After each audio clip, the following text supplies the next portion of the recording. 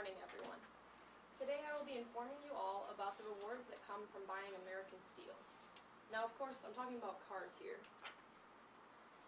When purchasing American-made vehicles, you not only are helping the economy, but also yourself and the God that we all serve. Now, let me explain why. First off, let's talk about what is considered a domestic American vehicle and what is foreign. Of course, American vehicles come from America and are based in, you guessed it, America. Profits go entirely to that company and ultimately benefit the country's economy. But foreign vehicles are a bit more complex. Foreign cars may be produced overseas or they may be manufactured right here on home soil. But the difference is that profits will always go back to where the company is based, which means not America. To me, it seems obvious to buy American, but hopefully this speech will prove to you the same. Now let's discuss some examples of both foreign and domestic companies. Companies such as GM, Ford, and Chrysler make up the main band of American auto industry. Overseas, however, Toyota, Honda, and Nissan are just a few of the foreign companies that we see here in America. Now, why is any of this relevant to you all? Well, most of us drive, or at least have driven, but also, since we all live in this country, we're all a part of the poor economy. Our economy is failing for a plethora of different reasons, one of them being the ratio of foreign cars purchased to the number of American cars. According to Saturday Evening Post Journal, around 5.7 million cars were sold in America, and unlike years prior, 2 foreign automakers had made it into the top 5 sales for that year. This statistic might not sound like a big deal or even relevant to our economy as a whole, but that is the ignorance that got America in trouble in the first place. There is something that we can all do, however, to reverse this negative effect. We have a responsibility to our country to relay the message to future generations. This message being, it is both economically and morally correct to buy American. Ever since I was very young, my dad has been the driving force behind my American fervor that runs in my blood. He is a chief electrical engineer at the GM Proving Grounds in Milford, Michigan, and he provided me with much of the information found in this speech. But otherwise, my information was found by the Saturday Evening Post Journal, the USA Today Journal, Motor Trend Journal, and Statista. Throughout the remainder of our discussion, I will go over the history of cars in the U.S., why we produce foreign cars, and the benefits of buying American.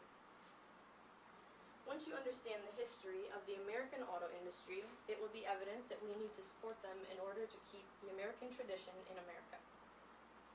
According to Statista, the ratio of American cars to foreign cars was about 45 to 1 in 1950. In 2014, the same ratio was 2 to 1. These statistics show just how demoralized that the American economy has become in reference to patriotism. The U.S. economy has been on a poor path for years, ever since the recession of 2008. We never fully recovered, and with the choices we made of who would lead us, the economy has never come back to its full potential. The economy is a representation of how our auto industry is doing. Since the auto industry makes up about 20% of our nation's economy, any slight changes will impact the whole greatly. Now that we know the history of the auto industry and economy, it's time to turn to the reasons why foreign companies have invaded our industry. So if these foreign automakers are hindering our economy, why did they come here in the first place? According to Motor Trend Journal, foreign vehicles made their debut in America because of our ratio of cars to families. Nearly 70% of all families in America in 1950 had 2 cars in the household. Foreign automakers jumped on this opportunity and began shipping imports across our borders. Their underpaid employees and cheaply made models were the driving factors behind why it was so easy to export with little to no tax.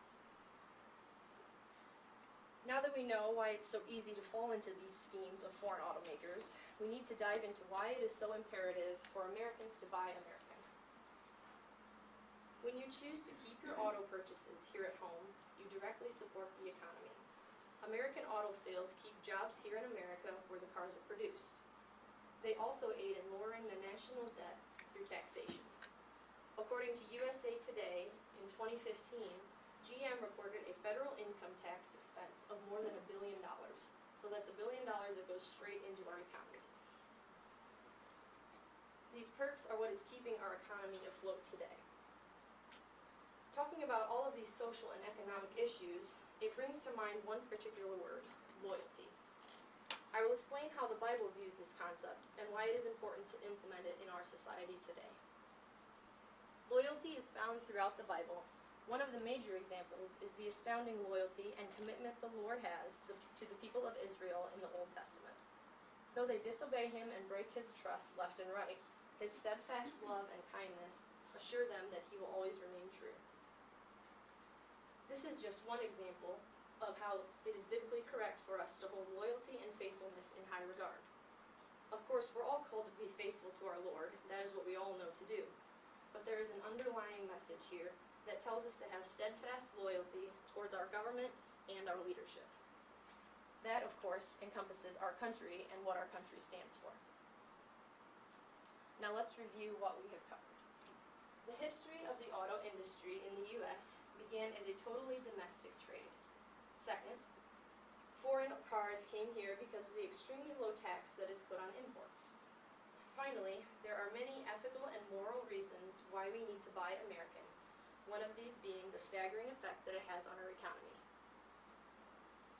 In conclusion, I challenge everyone here to think about the decisions that lie in the years to come. When deciding what vehicle to buy, remember the consequences of your decision, as well as what the Bible commands you to do. Support the country that has given you the capacity to make this choice in front of you and buy American. Thank you.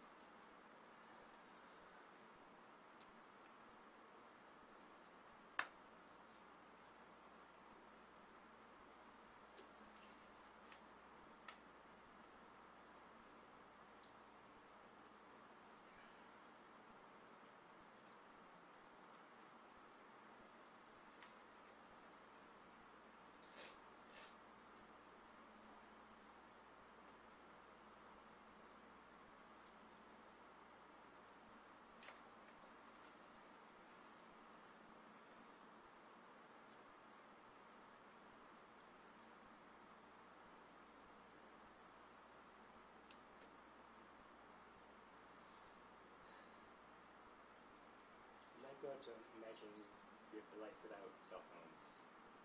No texting, no calling, no Instagram, no playing Angry Birds, whatever random game you play that just wastes your time.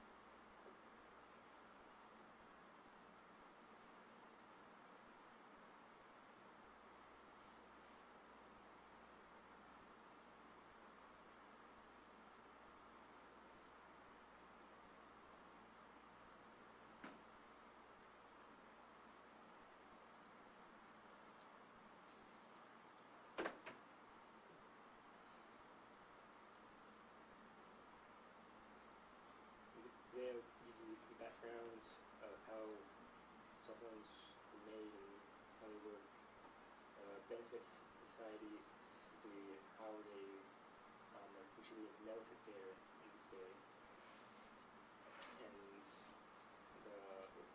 what could be harmful effects of cell phones.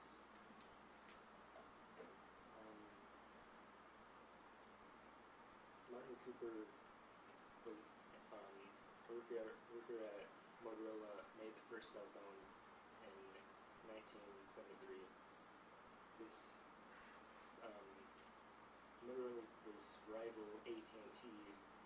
Also had come up with an idea in how to make cell phones, but they were focusing on making car phones, which doesn't seem to be a reason you can just carry around entirely. You don't even only carry around your car only. So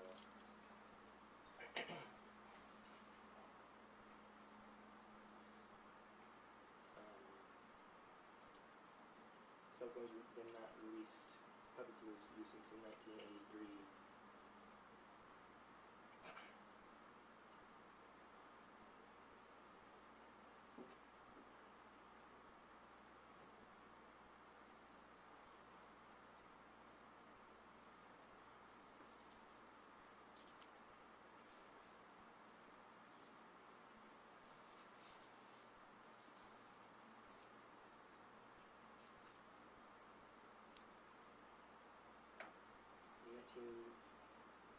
1974, so 1 year after Martin Cooper invented the cell phone, they allocated a portion of radio frequency to cell phones. This pretty much gave it a path to go through, and so it gave it a way around other signals that were traveling through radio frequency.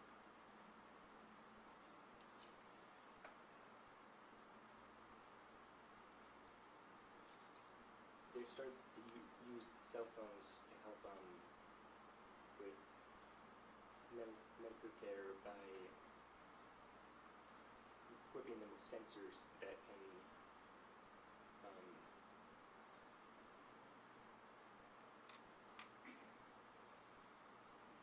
be used to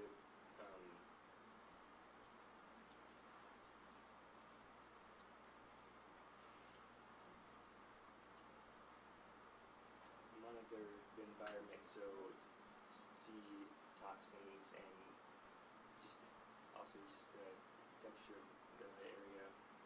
This could be helpful for a lot of people, but can mostly be helpful for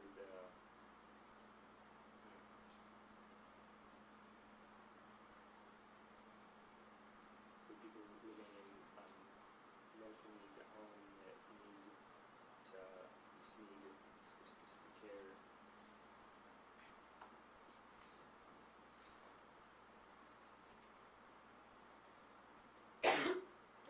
So although they can be used for good and health, they cannot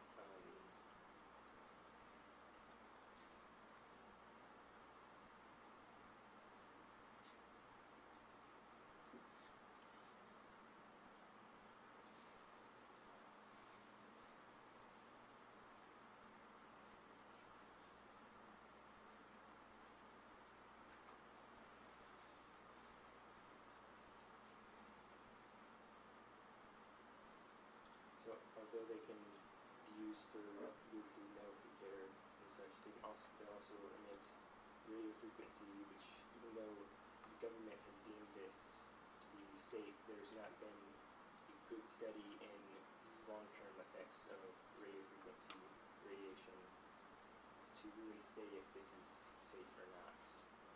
So this could especially affect children more than adults, but since they have not done a good amount of research, that it cannot be known for sure. Research such as this needs to be done over a series of decades and long term.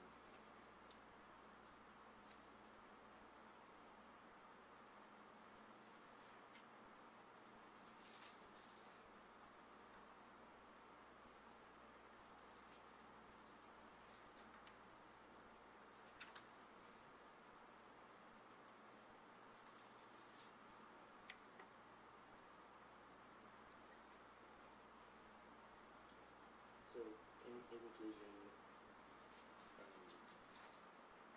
cell phones can be used for more than just entertainment and Angry Birds or any game that you play, and they're becoming more useful in many areas of society, but at the same time, because we haven't had good research on radio frequency, can not be said whether it also affecting humanity in a negative way.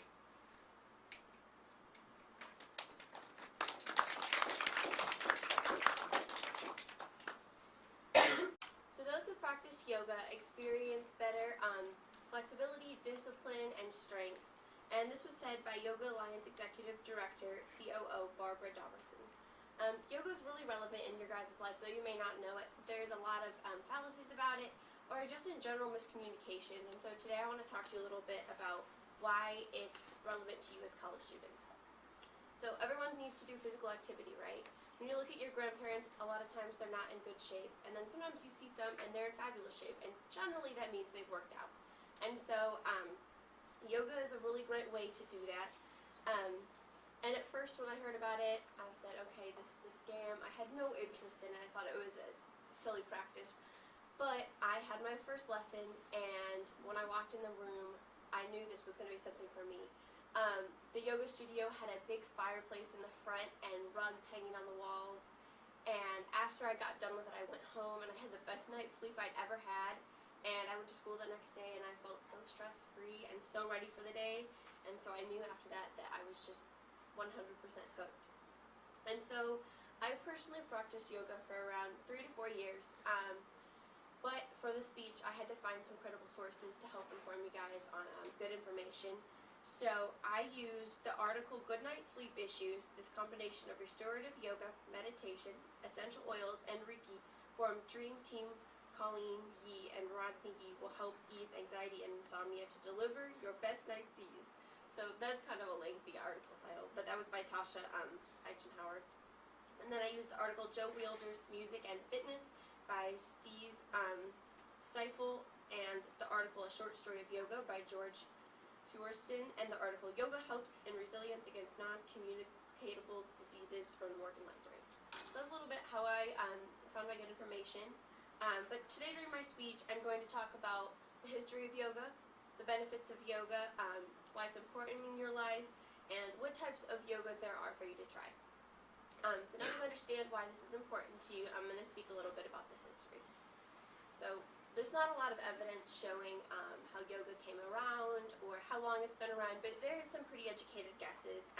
The first one is, according to George Feuerston, the author of A Short Story of Yoga, it originated in India around 5,000 years ago, so that's a pretty long time, but originally it was thought as just a place of transcendence and meditation, but nowadays it's considered more of meditation and exercise, and people are finally seeing the health benefits, and they're really looking past that it's a religious thing. That's kind of a fallacy, but it also improves muscle strength, cardiac function, and it's kind of slowly evolved to be what it is today, but it's still pretty recognizable from its ancient form. So now that you understand a little bit about what yoga is and where it came from, I'm going to tell you what it is. So it's a way to align your mind and your body to become one. According to the article from Health Center Academics, diseases are a great extent due to unhealthy lifestyles. And if the body is a temple of the mind, yoga creates a beautiful temple. So when you practice yoga, you clear your mind of everything negative and you start thinking positive thoughts. And positive thinking has been shown to increase your health and your immune system. So this is absolutely fabulous. And according to Robert Namhe, who's practiced yoga for the last 25 years, it's a system of techniques designed to aid an individual creating a world of inner and outer harmony, health, and happiness. These techniques will help to benefit more deeply from his own religious path. A Christian will become a better Christian, and a Christian in spirit, not only in name. So with this, people say, oh, yoga is about Hinduism or other religions, but no, it's what you make it. So you can take that time of meditation to work on your faith or just your own thinking. So now that you understand what it is, I'm going to talk about its benefits. So according to the National Institute of Health, an estimated 84 million adults in the United States get fewer than 7 hours of sleep at night, said Eisenhower. When people do not get enough sleep, they're stressed out and fatigued. And I know all of you guys feel that, especially in the morning. And so with yoga, it helps you fall asleep. And how it does that, the Health Center Reference Academic says, the psychological deep relaxation of restorative yoga and the process of falling asleep are nearly identical. Your heartbeat slows and your breathing grows quieter. Your muscles release and your brain waves slow down. So as you can see, when you do restorative yoga, your body confuses it for going to sleep. And so this is absolutely fantastic and super helpful. It can also help your physical health tremendously. So it's a low impact type of exercise. So for athletes who suffer from injuries or are just sore after practice and workouts, it's a way to stretch out your muscles as well as build muscle and relax for the day. It also helps your mental health because you do deep breathing during the exercise, and deep breathing naturally relaxes you. And so this is excellent for getting ready to go to bed or just work on a group project. I mean, you name it. So now that you understand the benefits, I'm going to tell you about the different types of yoga you can try. So Vinyasa yoga is just a flow of breath and movement all at the same time. So your body is transitioning all together, and it's just a sequence of moves. So you might only do around 15 in one session, so that could be around 15 minutes to 30 minutes of practice. And then hot yoga is pretty interesting because you do that in a heated room, which is around probably like 100 degrees. And with that, it naturally speeds up your heart rate, so you're getting your cardiovascular workout as well as a physical workout and a mental workout.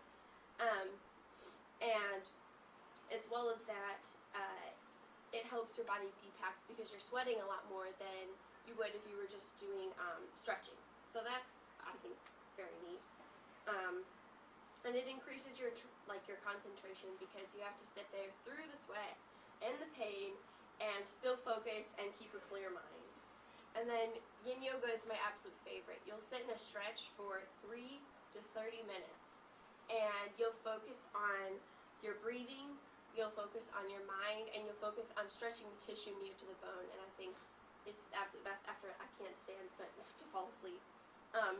And then restorative yoga, I mentioned a little earlier about falling asleep. So these poses are not very strenuous at all. You'll sit with blocks under your legs, maybe an Indian style, and then you'll just meditate through that. So it's mimicking going to sleep for your body. So now that you have a better grasp on what yoga really is, I hope you feel more informed about the art of yoga. So I've explained a little bit about the history and how it began in the ancient Indian society. I've talked about how it's a workout and how it's also a workout for your body and your mind. And it has its benefits with your sleep, your physical health, your mental health. And if you're considering yoga, there are four different types I would probably suggest to you: Vinyasa, hot yoga, yin yoga, or restorative yoga. So yoga can be the answer to many college students' problems. Most students suffer from poor sleep, but restorative yoga can fix this. Yoga can help your test-taking abilities because you'll have better sleep, and as well you'll be able to focus, and I've experienced this personally. It also decreases your stress levels, which decreases your the chances of you get sick. So also with that, it'll help you at work. You'll be better at conflict resolution and dealing with stressful days. And this all being said, I'm going to end with a quote. Yoga is like an ocean of wisdom, but we have to go inside to see the beauty of it. An ounce of practice is worth more than tons of theory. Thank you.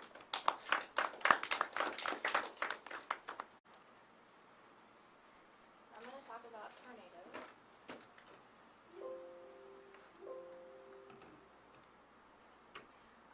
My family and I were on vacation in Myrtle Beach one summer, and my grandma and my sister were upstairs in one of the levels of the hotel doing laundry, and they heard this lady yell across the hall, like, "Oh my goodness, look at this!"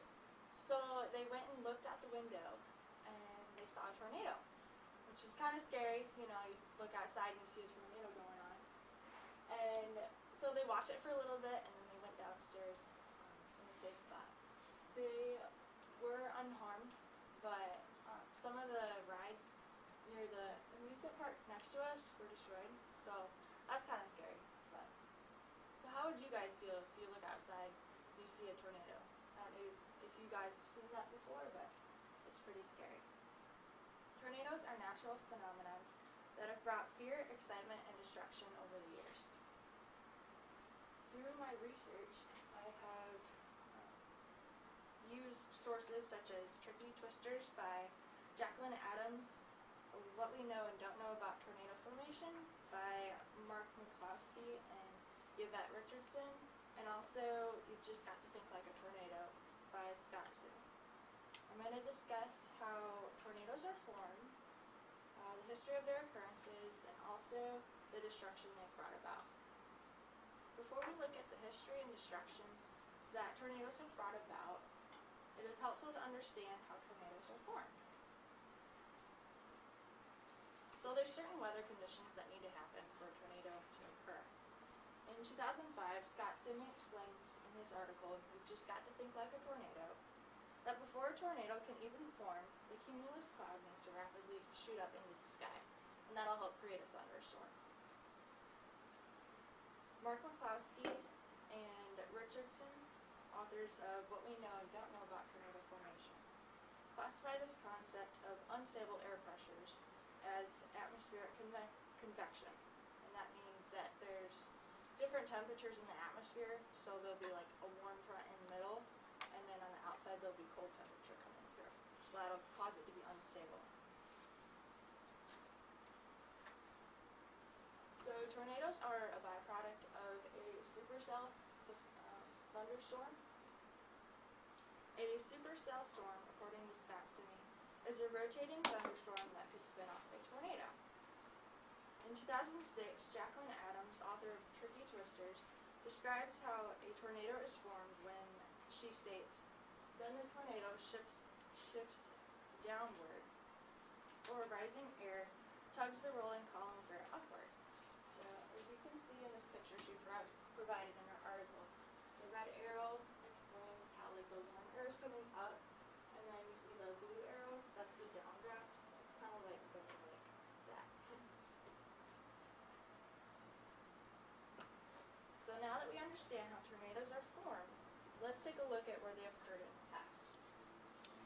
So according to this Statista chart, you can understand that 21,039 tornadoes have occurred throughout the time spans of 1995 through 2016. And in 2004, there's 1,819 tornadoes that occurred in 2004, which is pretty crazy. So many of you have probably heard about Tornado Alley. When you hear about tornadoes, that's the place that many of them occur at. According to Adams in her Tricky Twisters article, she states, in this region, warm, moist air blowing north of the Gulf of Mexico collides with drier air from the high plateaus of Mexico. So the reason that this area, as you can see right here, it's Nebraska through Texas area, is the area where tornadoes occur most, is because of the Gulf of Mexico and the air coming up in that area. Also, according to Monomer in his article, Monomer Categories of Danger, Graphing Hazards in America, written in 1997, he explains that tornadoes have occurred in other places, such as Illinois, Kansas, Indiana, the Southeast, and Oklahoma. Now that we understand where the tornadoes have occurred in the past and where they still occur today, let's take a look at the measurable destruction that they bring about in society. According to Joshua Werman, author of low-level winds in tornadoes and potential catastrophic tornado impacts in urban areas, written in 2007. He explains how houses are affected by the tornadoes. Basically, if you have an area that has a lot of houses in it and buildings, if a tornado goes through that, there's going to be more house destruction. Whereas if it would go through a field, it just destroy fields and not houses. So it's kind of common sense there. And according to this successor chart, I researched which tornadoes have brought about the most loss of lives in the U.S. up to 2011, and the tri-state tornado was the one that caused 695 people to die. So that's pretty tragic. And then another stat showed that there are 1,394 lives lost during the spans of 1995 through 2015. And 553 of those occurred in 2011. I was also interested in seeing how much the monetary damage would be of a tornado. And I discovered that $25.913 billion was spent because of the tornado destruction. So that was pretty insane. And 9.943 of it was from 2011. So that was a major year for them. So in summary, we have reviewed how tornadoes have formed and how the supercell helps create them, and how the warm air coming up and the cold coming down helps a tornado to form, and how the history of tornadoes and how most of them occur in Tornado Alley as well, and also the destruction that they've brought about on society. So even though tornadoes are dangerous and damage society, it's important to be well informed and understand how to identify them so that you'll be more prepared for when they come in advance. And also, I highly encourage you guys to help other people who have been affected by them, whether it's helping them build their house back up or picking up branches in their yard, or even just sitting there and talking to them and letting them know that you understand about the problems they've come through over the destruction of tornadoes.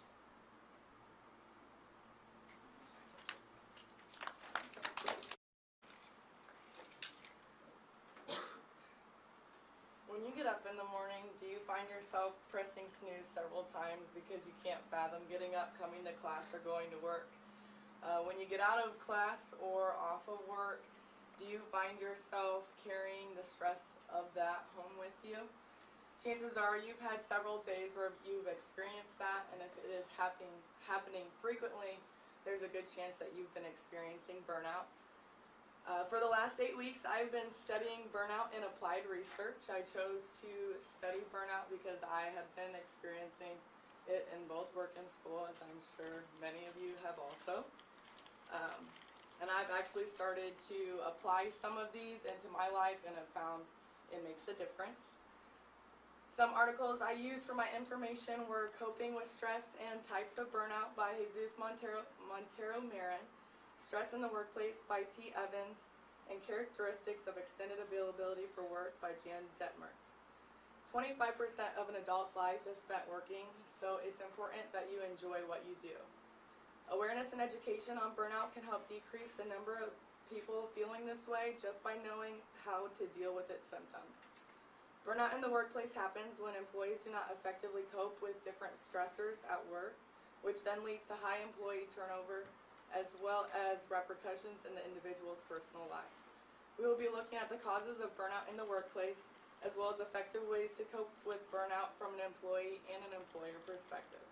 Whether it's in school, work, or even a favorite hobby, burnout is applicable in everyone's life, so it's important to understand the different triggers for burnout that everyone experiences. The first step in combating burnout is to understand the causes and how they may differ per individual.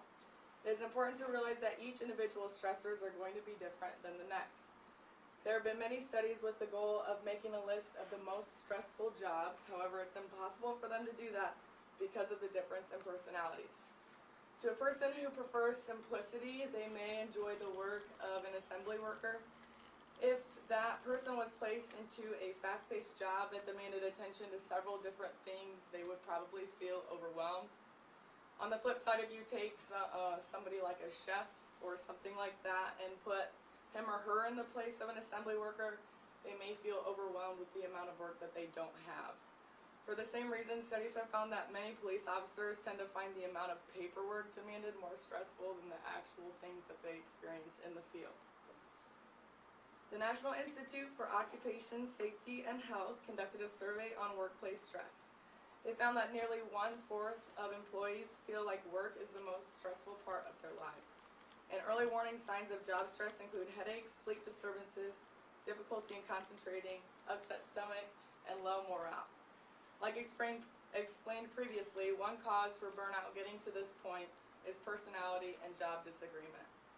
Other attributing factors to workplace stress, like the amount one is demanded at work, as well as the physical work setting, play into burnout. The amount one is demanded at work could be in workload or in availability of work hours. With technology steadily increasing, the number of people that are required to be contacted outside of when they're at work has increased as well. In 2002, approximately 32% of workers in the United States reported that they were required to be contacted outside of when they were at work. This has began to blend the line between personal and professional lives, which in result ends in a higher chance of burnout. Along with that, the physical work environment could add to workplace stress as well. I thought this was interesting because I never really thought of it like that, but these factors include noise, lack of privacy, poor lighting or ventilation, poor temperature control, or inadequate sanitary facilities. Stress is one body's natural reaction to a stimulus. There are different ways that one can manage stress. However, if they do not manage it, it may create physical health problems. Unmanaged stress includes harmful coping skills such as chemical dependency, poor eating habits, and decreased attention to body hygiene. In Evans' study, it was stated that the body could experience minor or major manifestations from mismanaged stress. Minor manifestations could be graying or loss of hair, heart palpitations, skin rashes, frequent urination, or insomnia. Major illnesses related to inappropriately managed stress include heart disease, cancer, hypertension and stroke, depression, migraine headaches, and low back pain. The importance of understanding what burnout is the first step in combating it, potentially saving your career or even your life. There are several ways for an employer to decrease the amount of burnout triggers in the workplace. The first step is for them to get to know their employees, and depending on the size of the company, that may be hard. There's actual different programs that the companies can buy to get to know their employers or their employees. Two examples would be the Maslach Burnout Inventory and the Occupational Stress Indicator. This is just surveys and questionnaires that assess where the employees feel the most stress at work. They can then use that information to make changes to what they have, so that could be improvements on the cleanliness of the building, or clarifying the goals, or reviewing the lines of communication on the job. Another way is to implement wellness and health promotion organizations or activities. Something as simple as not allowing smoking on the property, or reimbursing gym memberships. This works because it is promoting healthy stress coping mechanisms. Successfully combating burnout can only be done by the employee themselves. However, it is important for an employee to be able to identify the signs of stress they may be experiencing. Some possible signs of stress include anxiety, back pain, depression, high blood pressure, problems with relationships, and weight gain or weight loss. The American Heart Association discusses stress management as well. They said that the body's stress response can become a problem when it constantly signals danger about issues that aren't necessarily a threat. Research is clear and it states that stressed brains do not operate the same way that non-stressed brains do. John Medina, PhD, says creativity, productivity, motivation, and sometimes even your immune system will all suffer from chronic stress. The recommendation is to get physical activity and stay organized, and most importantly, laugh. If both the employer and the employee take time to understand the different triggers and different triggers of burnout in the workplace, they can then work together to decrease the effects on everyone. We focused on the causes of burnout as well as ways to combat burnout from both an employer and an employee perspective. Various causes include personality, job disagreement, too large of a workload, as well as issues with the physical work setting. An employer can attempt to decrease workplace stressors by getting to know their employees and implementing simple tasks or procedures that will correct the problem areas. As an employee, one must be able to identify triggers and early signs of stress and then work through them using healthy self-coping mechanisms. Combating burnout is so important because unmanaged stress can take a toll on one's mental health as well as their physical health. Stress has been linked to an increase in rates of heart attack, hypertension and stroke, cancer, as well as depression, anxiety, and sleep disorders. Stress is one's body's natural reaction to a stimulus, so it's important that people manage it so it does not take over their life. How would it feel waking up to your alarm every day, excited for work? How would it feel to get off work, feeling refreshed and ready for a great evening? At times in our lives, this almost seems impossible. If one takes these simple tips in identifying and combating burnout, they could save their career, their mental health, and even their lives. We have all heard the saying, you are what you eat. But when we eat, do we actually think about this? Do we think about the nutritions that we're eating and if they're harming us or helping us? So from this lack of knowledge, we're missing out on some key nutritions like antioxidants. You might be wondering, well, what are antioxidants? Well, according to the National Institute of Health, antioxidants are vitamins and other nutrients that help protect your cells from damaging effects of free radicals. Free radicals are byproducts of digestion and toxins found in the environment that may contribute to serious health problems like cancer and heart disease. Now that you know what antioxidants are, I'm going to tell you about the myths and truth of antioxidants, and then the foods that have antioxidants, and then their effect on the body. The first myth is that antioxidants are all vitamins. This is false because there are thousands of antioxidants, but relatively few of them are vitamins. Many are minerals and some are even enzymes. The next myth are all antioxidants are created equal. In reality, different antioxidants fight different free radicals. Next, we are told that we should eat pomegranates, berries, and other superfruits, when in reality, all foods are super. Each type of fruit has a unique combination of healthful components, and if we focus on just eating superfruits, then we'll miss out on a lot of key nutrients that other fruits and vegetables have. The next myth is you should amp up your intake with supplements. This is false because instead of focusing on taking pills, you should focus on the food you're eating instead.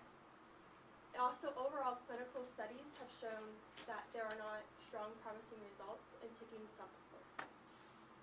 The next myth is if some antioxidants are good, then the more the better. Too much can actually be very problematic. Pills labeled as megadoses can actually be more than the recommended daily value that we're supposed to have. Finally, packaged food labels that promise antioxidant benefits will boost your health. This is false because a lot of products will add on their labels things like they have vitamin C added into them, when in reality they're just doing it to boost their sales.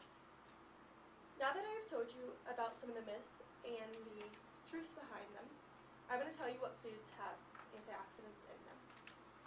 The foods that I found are from AsiaNetIndia.com. The first fruits are blackberries and raspberries. Blackberries also help boost your immunity. Next we have strawberries and cherries. Strawberries are very good at detoxifying your body, and cherries help relieve arthritis pain. Next we have wild berries, and then plums, which boost your immunity, and prunes, which are basically dried up black plums. Next we have cranberries, which are good for your immunity, red apples, and then finally kiwis, which cleanse your system. There are also non-fruit items that are very high in antioxidants, and I just have those. So those would be kidney beans, pinto beans, and black beans. And black beans are actually known as cancer-fighting antioxidants. We also have nuts, which are almonds. They're good for anti-aging. Walnuts, which are heart healthy. And pecans, which are also heart healthy. Next, we have russet potatoes. They lose their antioxidants as they're boiled, so it's better to eat them raw. Finally, there are artichokes that help cleanse the liver. Now that we know the foods that contain antioxidants, I'm going to tell you about how they help the body. First, I'm going to tell you about an article that Tracy Smith published about how antioxidants help prevent cataracts and macular degeneration. Then I will tell you about a study done by Cornell University in New York about apples slowing the growth rate of colon and liver cancer cells. First, I'm going to tell you what cataracts are. Cataracts occur in the eye lens when they become very cloudy. This can be brought on by age, genetics, exposure to UV light, smoking, and diabetes. Next, there's macular degeneration. This affects being able to see objects in the center of your view and can cause blindness. You might be wondering, oh, how does this affect me? I personally, my grandma just had cataract surgery, so I mean, there's a real life example. And my great grandma has macular degeneration, and she is considered legally blind. So this stuff really does happen. Canada's Food Guide to Health Eating recommends that we eat a minimum of 5 servings of fruits and vegetables to ensure a good supply of antioxidants that enhance our health, including our vision. Now I'm going to tell you about the apple slowing cancer cell growth. In this test by Cornell University, the study showed that apples slowed the growth of cancer cells. That was strongest in the extracts made from unpeeled apples. They didn't really say the specific type of apple, so I'm guessing all apples are good, so eat apples. It also adds to the saying, an apple a day keeps the doctor away, because in case it sort of does. So we have all heard that the food we eat needs to follow different criteria, and most of the time we don't pay much attention to it. Hopefully, by my explaining of antioxidants, the myths, the truths, and how antioxidants affect the body, you can see the importance of them and will think about the foods you're eating. Because now we all have a better understanding of you are what you eat, and an apple a day can keep the doctor away. So the next time you walk by the apples at lunch, you might think twice about grabbing one and having it as a snack.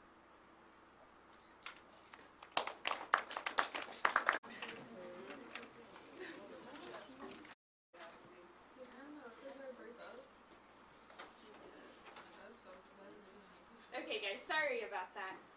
What would you do if you woke up one morning to find out something had traumatically happened to either you or your family?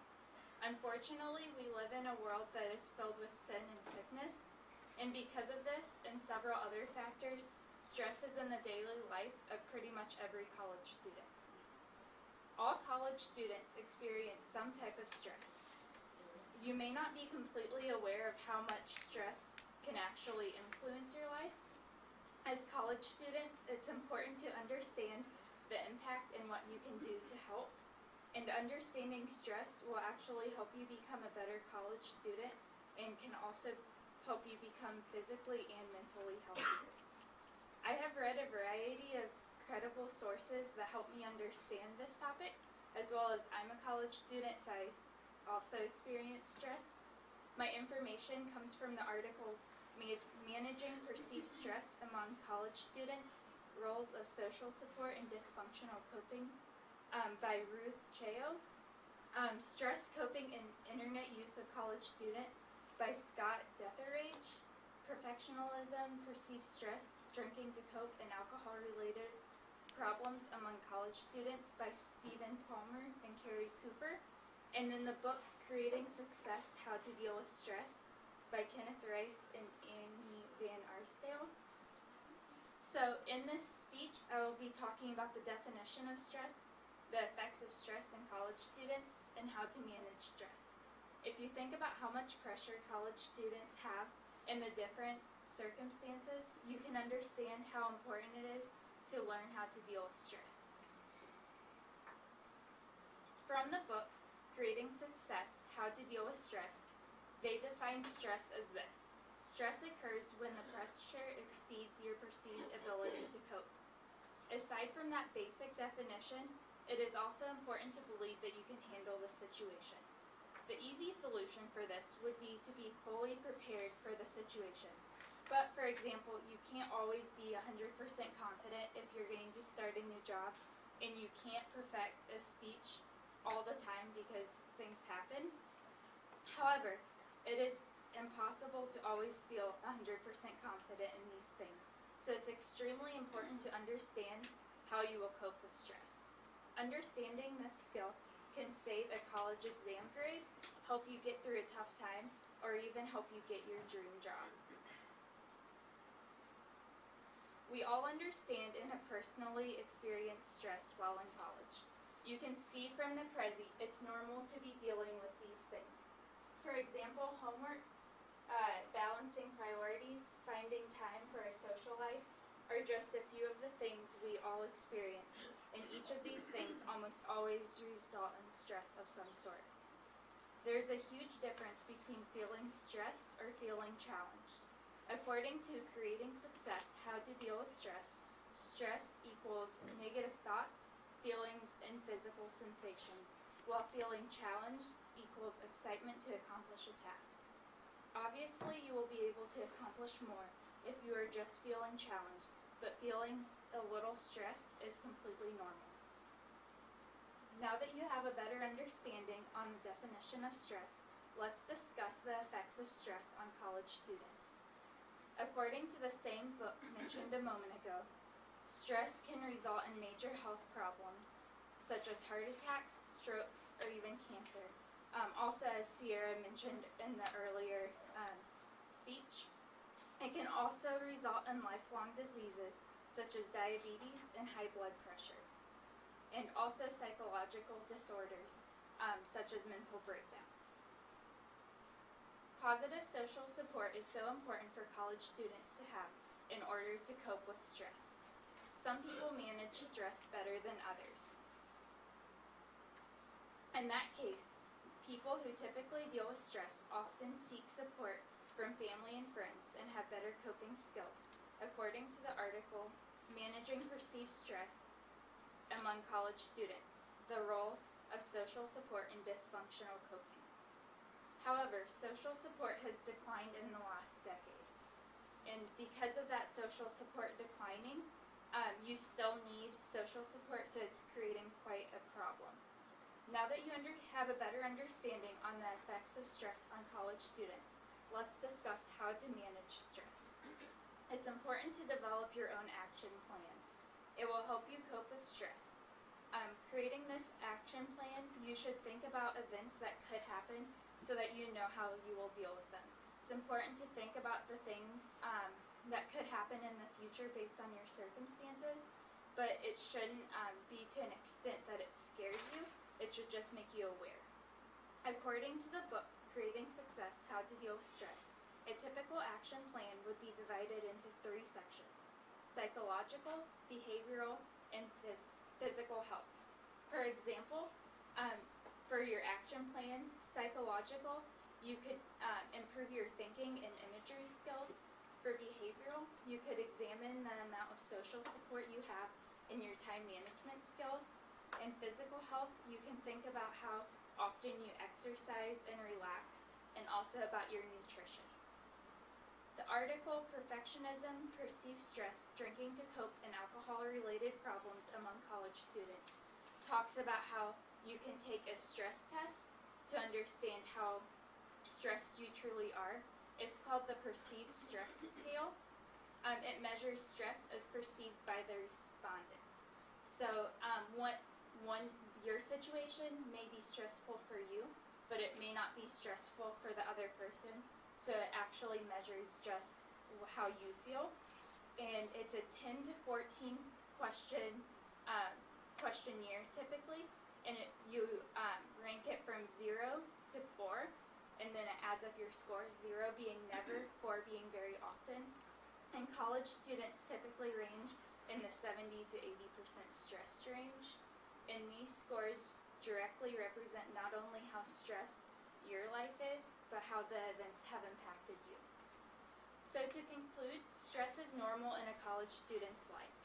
It's important to think about whether you're feeling challenged or stressed, and the effects can be some major health problems. It's important to have reliable people in your life, and to manage stress, it's important to develop your own action plan and possibly take the perceived stress scale. We all have the ability to control stress, but not eliminate it. So what plan will you make to improve your college life? Thank you. Yeah, I just did it. I have to do it twice in a row. No, maybe. Thank you.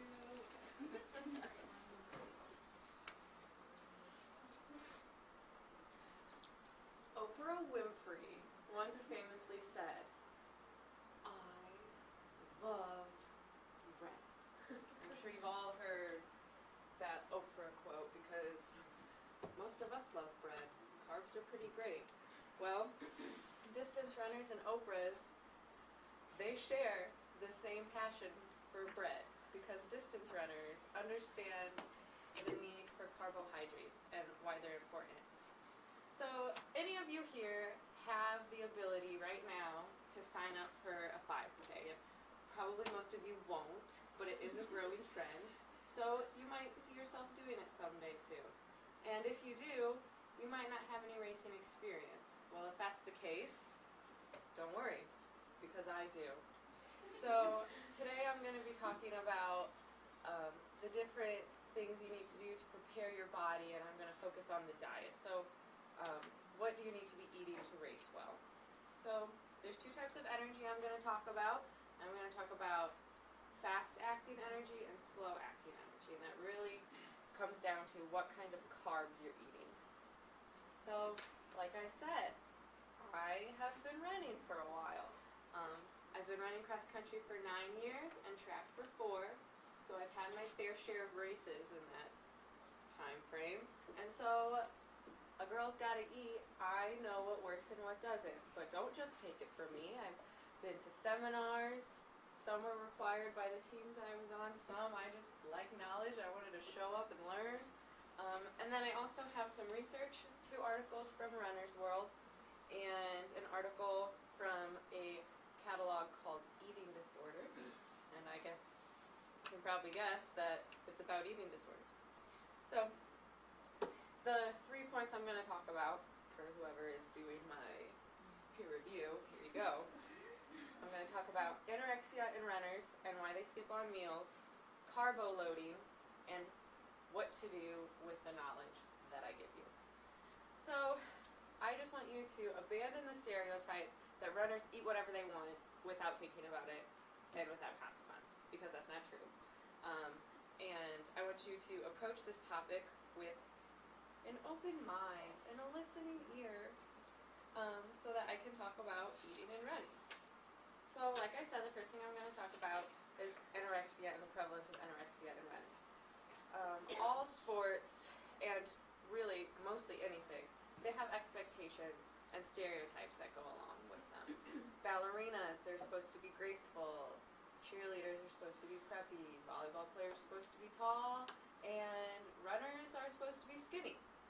Now, obviously, anyone with any personality type and any body type can, within reason, enjoy whatever sport they want. But the society that we live in puts a lot of expectations on people to be a certain way. Runners, it's no exception. And so, Ferocious, the guy from the Eating Disorders article, he did a study on collegiate athletes. He focused on the females. 2 teams from NCAA sports teams. He did a study and found that 10% or more of girls running collegiately were experiencing anorexia, and those who weren't still felt the pressure to look a certain way. And even though it's very obvious, I think we all know you need food to get energy, and you need energy to run. the girls cared more about how they looked than how they competed, and for those who were struggling with anorexia, it was affecting their running. So I just want, before we go on, to talk about carbo loading. If you do start running, please make sure that you can perform before you focus on how you look, because if you want to be a runner, you have to be a runner before you can look like a runner. Okay, so hopefully you're gonna learn a little bit about carbo loading. I'm sure you've all heard about carbo loading. It's a phrase that athletes just kind of sling around as an excuse to gorge themselves. What it is eating a bunch of carbs the night before an event. And I mean, basketball players and swimmers, they do it too. It's fueling up and getting what we call the slow acting energy before the event. So there's the two energies I mentioned. There's fast acting energy and slow acting energy. And then the purpose of carbo loading, we're going to take advantage of the slow acting energy, excuse me. And so what that means is whole grains. There's whole grains and there's refined grains, and they both have their place, but carbo loading focuses on whole grains. And what that means, it has the bran, the germ, and the endosperm, and nothing has been milled out. All the nutrients are there. So they're going to be high in fiber and high in nutrients, and that means that your body takes longer to digest it and break it down. So when you're running your race, if you've carbo loaded, you have that energy store that's going to be slowly giving you the energy throughout the race. Now refined grains, that all the nutrients have been stripped out of it, and so it's just a quick boost of energy. So you eat it, and then within the hour you need to move on to something else. So if you eat before a race, you're going to be running and you're not going to have any energy stored up, and so that's why it's important to eat whole grains before your race. But refined grains are still important, and fast acting energy is still important, because after a race you have just exhausted all your energy resources and you've probably tapped into the fat stores. You are going to need to restore some nutrients to your body. And because the slow acting energy takes so long to kick in, that's when we can go for that white bread or even gummy bears, and that's why Gatorade was invented. It helps after you run to replenish things quickly. Runners, according to Wadka, an author in Runner's World, runners should be taking in 50 to 65% of their calories in carbs. So carbs are not bad. Do not listen to the Atkins diet people. They don't know what they're talking about unless you're not a runner. So, now, what should you do? You know what carbs are. What are you going to do about it? Well, if you decide to take up running throughout the week, I encourage you to eat lots of fibrous and nutrient-dense food so that you have the energy stored. And then after you run, make sure you're taking care of your body and you get like that sugary granola bar, and you can have fun with what you eat after you run. And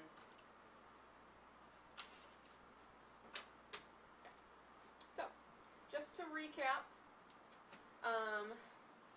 I talked about anorexia in runners, carbo loading, and now what are you going to do? So, I encourage you all to take up running because it's a great sport, and I learned so much about myself, and it really deepens your confidence, and you learn a lot, and you grow as a person. And so I encourage you to take up running, and if you do, make sure that you're not skipping your meals, that you're eating a well-balanced diet, and that you know the difference between refined carbs and whole grains, and that you are eating them at the proper time. Right. Here, Rishi. Okay, so please don't let me die. Why did you shoot me? You shot me? You shot me. I don't have a gun. Stop shooting. Or the world famous, I can't breathe. If you aren't familiar with any of these quotes from Kamani Gray, Kendrick McDwade, Oscar Grant, Mike Brown, and Eric Garner, these are their last words before they were killed by police. In the past few years, police brutality has been a very big issue. Big enough issue that allies people are taking a stand. For example, President Barack Obama and his family, NBA stars LeBron James, Carmelo Anthony, Chris Paul, Dwayne Wade, NFL quarterback Colin Kaepernick, which is making a world standing ovation for any athlete who may kneel or not stand during the national anthem. All these people have influenced others as well to create a stand for peaceful protests across the nation and across the world. You may not agree with how people are choosing to protest against it, but ever since it has become a common issue through the country, more and more people are joining together to fight for justice.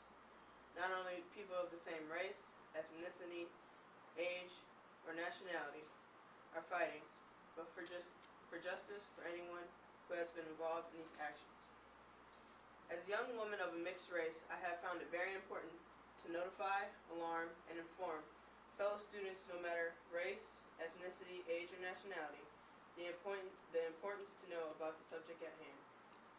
Over the past few years, I have researched previous situations where police brutality has occurred to determine whether or not an officer was blamed or prosecuted correctly.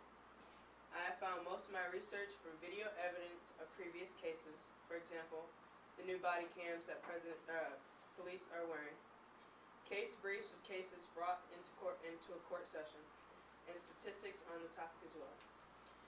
During my presentation, I will be covering background information on police brutality, examples of previous well-known cases, when police brutality can happen, what police are allowed to do when confronting citizens, what to do if you are confronted by an officer, and what can be done to change the satisfaction of both citizens and officers.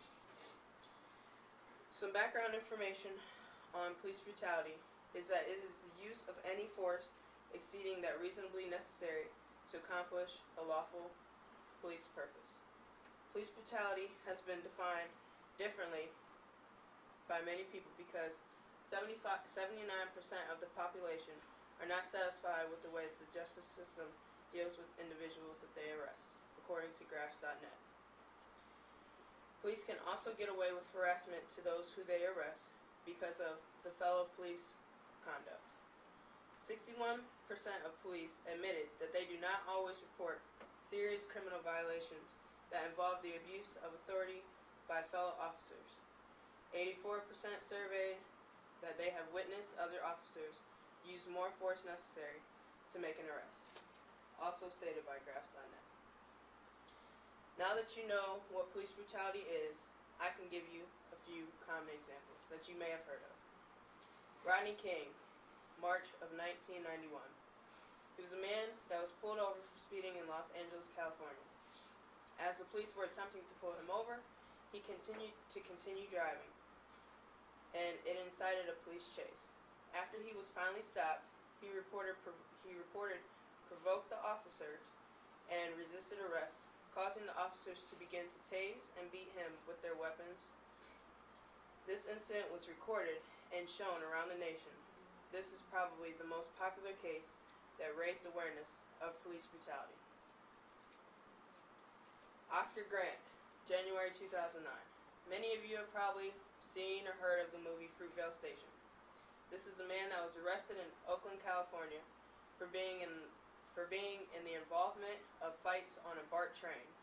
As BART officers were arresting him, he was shot and killed, according to listverse.com. Harry Dan Tesson, spring of 2007.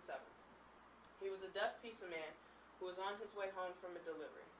As he was being pulled over by police for a mistaken identity, he was ordered to get out of the vehicle.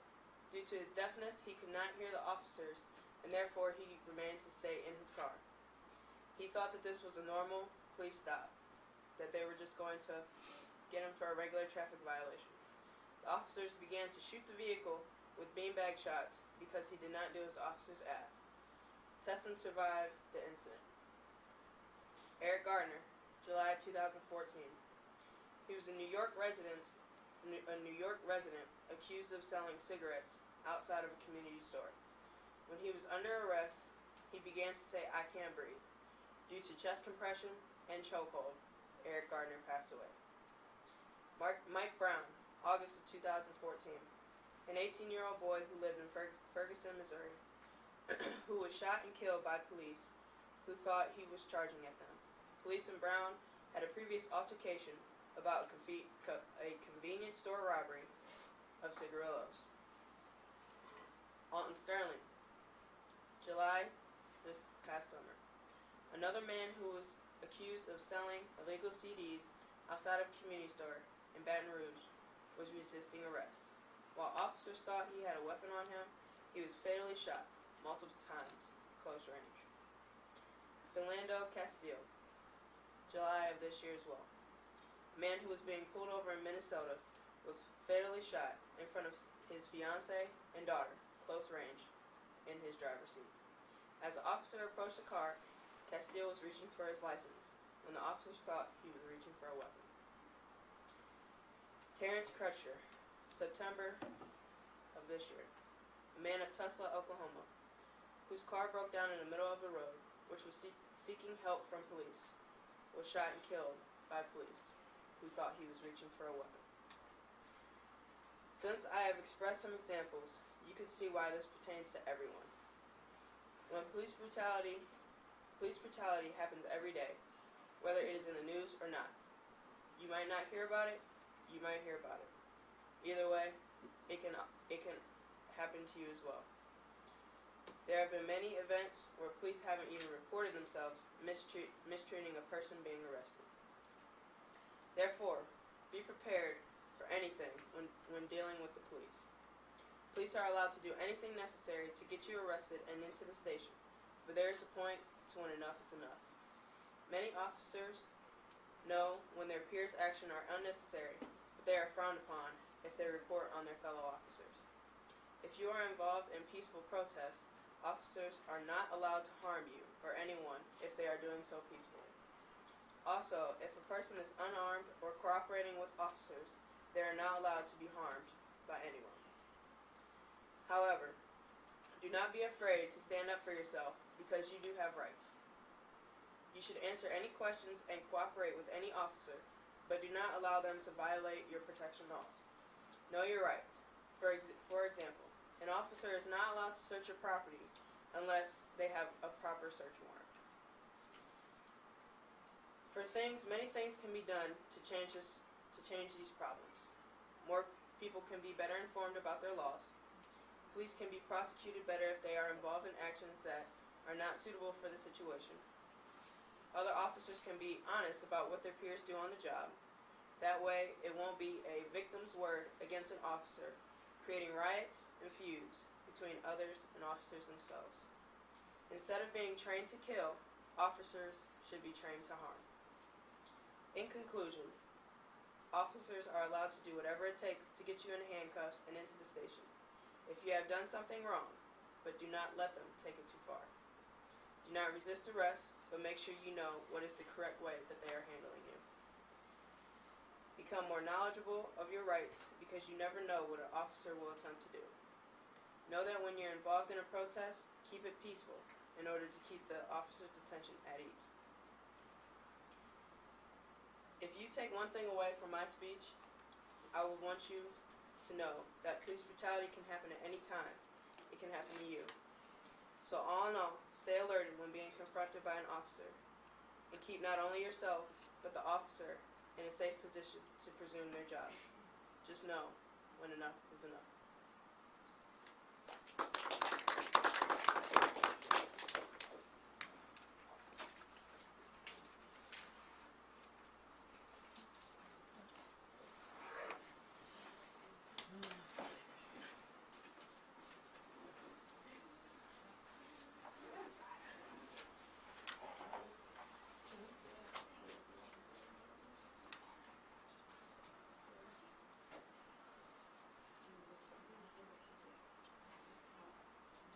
I've always been a huge advocate of Black issues, social issues. It's something that I've always grown up with and something I thought is really important.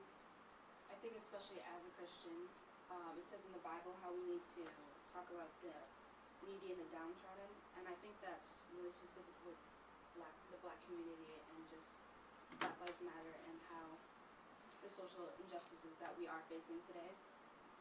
Galatians 6 verse 2 says, "Bear one another's burdens and so fulfill the law of Christ."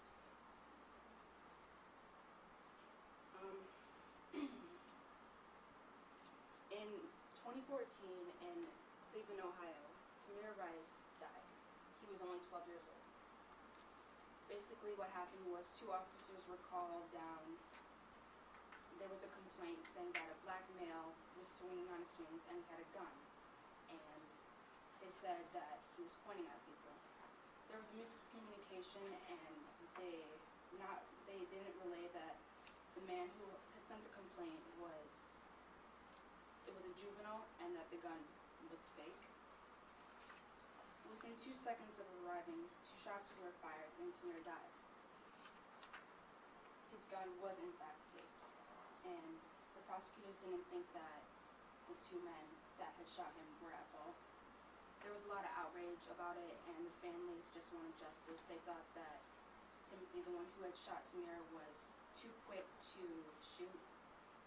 And the city of Cleveland paid $6 million to settle the federal lawsuit for the family. And later on, they found that Timothy, before his other job working as a police officer, that he was emotionally unstable and unfit for duty. So why does Black Lives Matter? Why is it important? And we can take a look at the history and the civil rights movement. I think it's safe to say that for American history, it's safe to say that white men like to take things that aren't theirs. And Africans were held captive and taken from Africa and brought to the States. Slavery lasted for 245 years. And after that, there was a civil war. And thankfully the North did win. And slavery did end. And while the African Americans were hopeful, things didn't get that much better. Some ended up moving, a lot of them moved to the north, a lot of them went to go find more family, a lot of them still had to work on the fields. But a lot of them also made their own communities and made black businesses and had their own doctors and had their own schools. But moving forward, it didn't get much better because the black people, they were still being treated unfairly. They were faced with violence and terror. But thankfully with the civil rights movement there was boycotts, marches, and protests. And Martin Luther King Jr. Really turned that around and just was a really important leader during that time. Secondly, where did Black Lives Matter originate from? Where did it come from? Basically what happened was Trayvon Martin in 2014 was walking to the store to get a snack. On his way home, he was stopped by George Zimmerman, a white police officer. He thought that Trayvon Martin was acting, he had suspicious behavior. They had an altercation and he ended up getting shot. Trayvon Martin ended up getting shot. And that ignited a lot of anger, a lot of marches, rallies, because George Zimmerman was not he was not guilty of murder. Granted, it happened in 2012,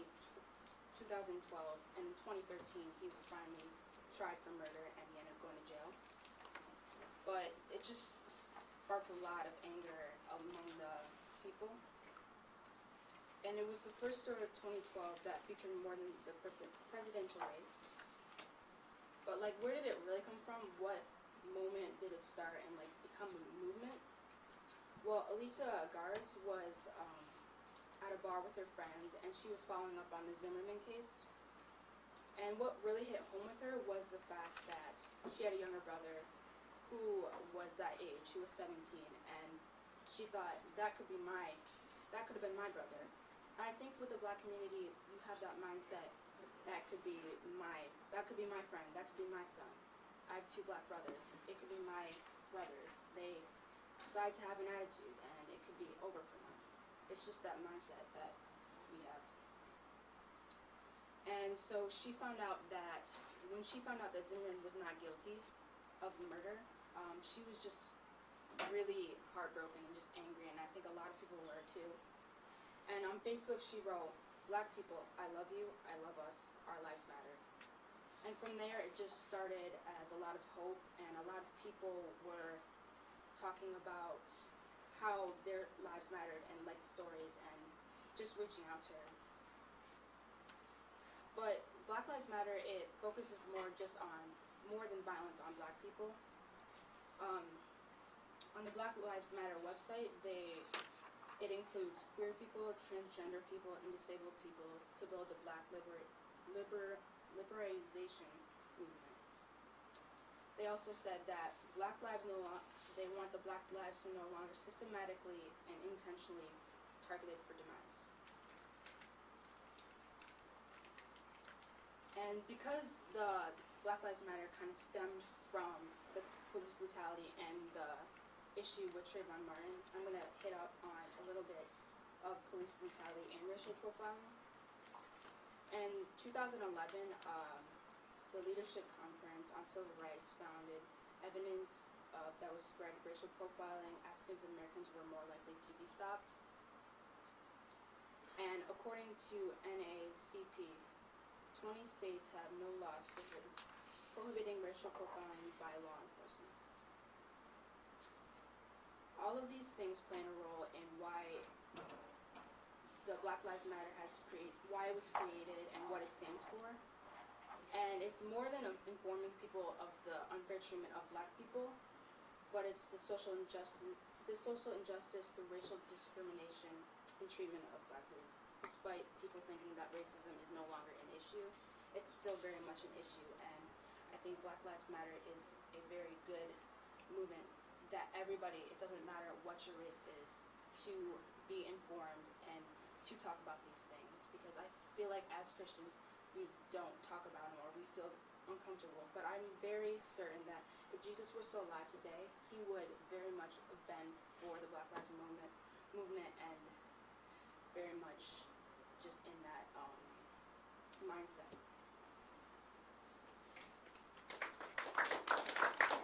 To talk to you a little bit about something that has influenced my life greatly, and that's the topic of homeschooling. So, over the past few decades, homeschooling has gone from countercultural to mainstream, and has now become a diverse movement. This was said by John T. Larrabell. He was one of the authors of one of the academic journals that I had the privilege to read and research for this speech.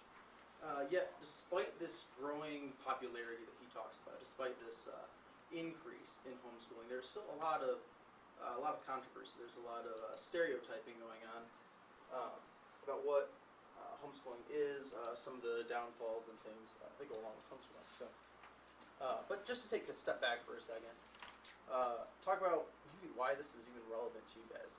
I mean, we've all, actually aside from one, have graduated high school. We're moving on into college. So why does it even make sense to go back and talk about homeschooling in high school? Well, the biggest way that this will influence you guys is the fact that all of us are probably planning on graduating college, getting married, having kids, and what are we going to do for our kids? What is the best way, the way we see fit to educate our kids? And this speech isn't necessarily to persuade you one way or the other, but just to inform you of a different way to approach education. Maybe you'll lean towards homeschooling, maybe you'll continue and lean towards education, so regular school education. 3 points that I'm going to talk about are the stereotypes on intelligence. Homeschoolers are often told that they are less intelligent than school kids. And then the other one is socialization. They're unsocial. It's a big one. Another one is, my last point is going to be on the conflict that arises between school kids and homeschool kids, also parents of homeschoolers to teachers. So first off, intelligence. The biggest argument for homeschoolers is the testing that the standardized testing of the United States. Homeschoolers actually test better than all other forms of education.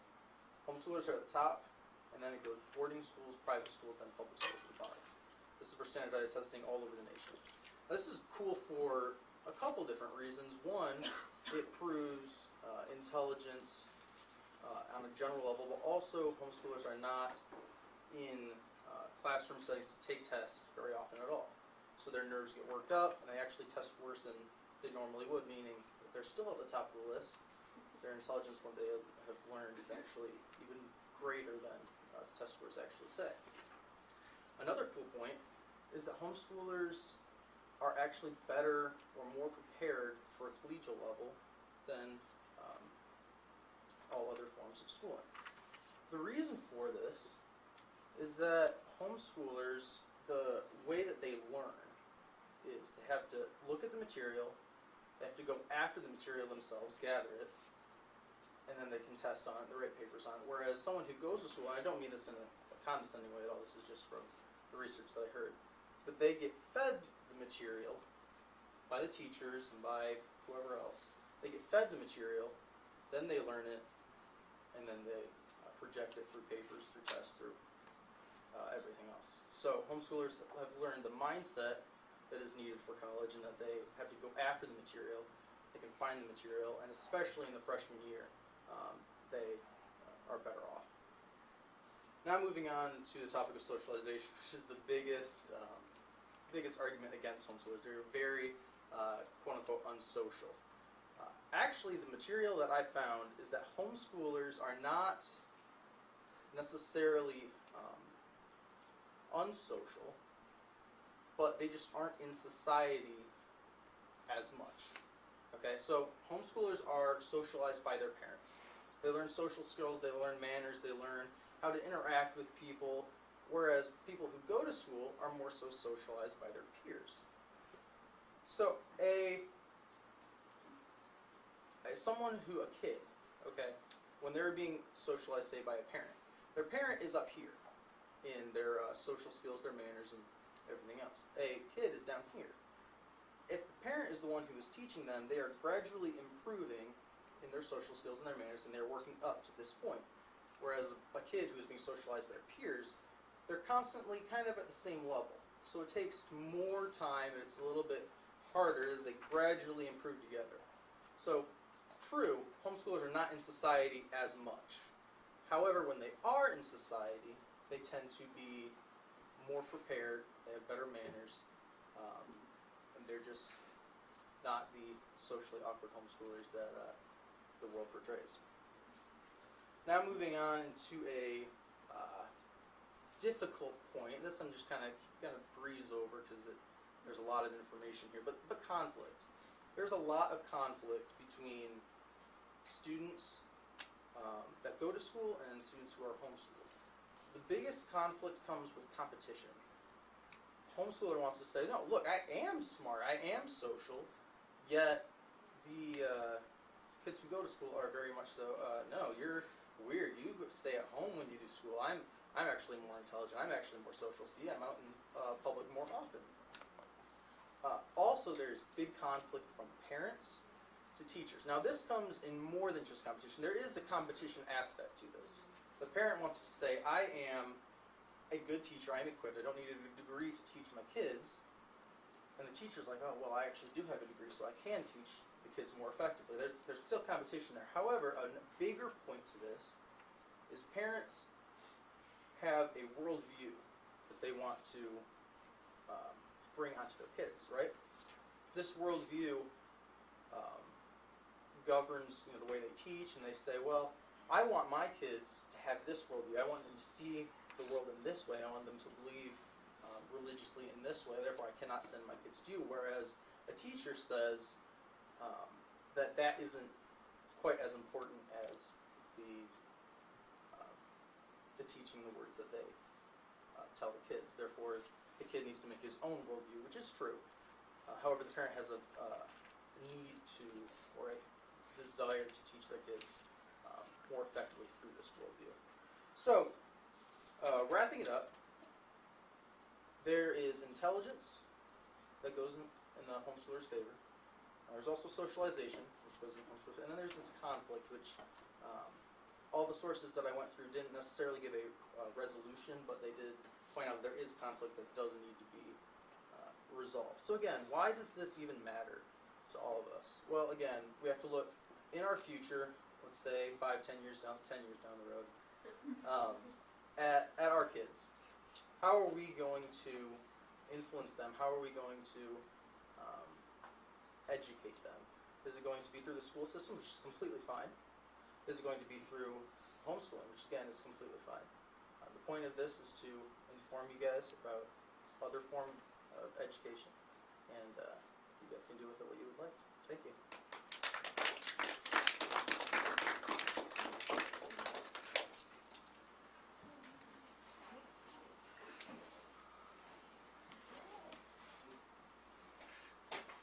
Everyone.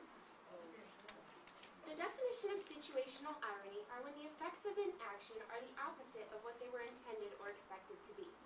Sometimes situational irony is funny.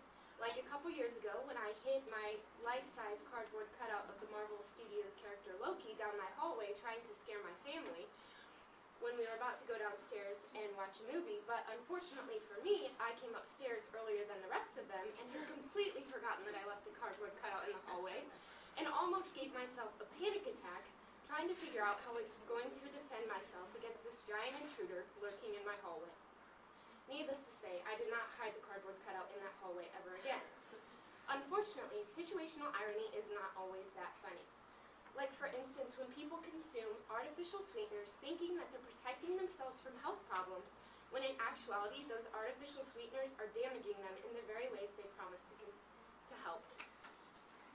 This topic is relevant because everywhere we go, light or no-calorie products are advertised as health or diet products because they lack sugar and calories. Gaining health benefits through just picking up a diet pop seems too good to be true, and it is. Artificial sweeteners can actually cause major metabolic dysfunction and add to the problems that they promise to fix. I have hypoglycemia, which is another word for unusually volatile low blood sugar. So I've had to talk to multiple nutritionists and doctors about foods that are best for maintaining proper blood glucose levels. And they all have warned me against artificial sweeteners, even though it would seem like they would help me. My information comes from those meetings with doctors and nutritionists, the United States National Library of Medical Study Intense Sweetness Surpasses Cocaine Reward, the Society for Science and the Public's article, Artificial Sweeteners May Tip Scales Towards Diabetes, and Harvard University's health publications, Artificial Sweeteners, Sugar-Free, but at what cost? In this speech, I will be focusing on the basics of artificial sweeteners and the dangers of artificial sweeteners, including the fact that they alter bacteria in your digestive system, they lead to weight gain and diabetes, and they can be addictive. Once you understand the facts about artificial sweeteners, you will have a much better understanding of how these seemingly helpful and harmless substances are actually a controversial issue. Now we're on to the basics of artificial sweeteners. According to Strawbridge from Harvard, some are naturally derived and some are synthetic or made in a lab. 5 of these artificial sweeteners are approved by the FDA in small controlled doses. The most common include saccharin, aspartame, and sucralose. These artificial sweeteners are actually more potent and have a stronger taste than regular sugar. They were made to help prevent diabetes and weight gain and allow diabetics to enjoy sweet foods. Now that you know the basic outline of what artificial sweeteners are, let us examine the risks that come with these well-intentioned yet hazardous substances. First and foremost, artificial sweeteners can alter your gut microbiota. According to Ehrenberg from the Society for Science and the Public in 2014, gut microbes are a mix of genetic material and bacteria that are necessary for proper digestion. They also maintain your glucose metabolism. Glucose metabolism regulates the amount of sugar in your bloodstream, and too much sugar leads to hyperglycemia, the opposite of what I have, which is the trademark symptom of diabetes. Gut microbiota are actually your first line of defense against hyperglycemia, and if they become altered, then we're in trouble. Strawbridge states that in the study of atherosclerosis reported on by the American Diabetes Association, the daily consumption of diet drinks was associated with 36% greater risk for metabolic syndrome, and therefore a greatly increased risk for type 2 diabetes, both problems that artificial sweeteners are supposed to help prevent. Furthermore, another danger is weight gain caused by psychological and physical changes brought about by the consumption of artificial sweeteners. Strawbridge focuses on these in her article. First and foremost, the sweet taste opens up pleasure centers in the brain. When we eat sweet foods, our body gets ready to consume sugar. But when we eat artificial sweeteners and we do not get sugar, those pleasure centers stay open, and therefore our body thinks that we need to consume sugar, which leads to cravings. And so we actually wind up eating more.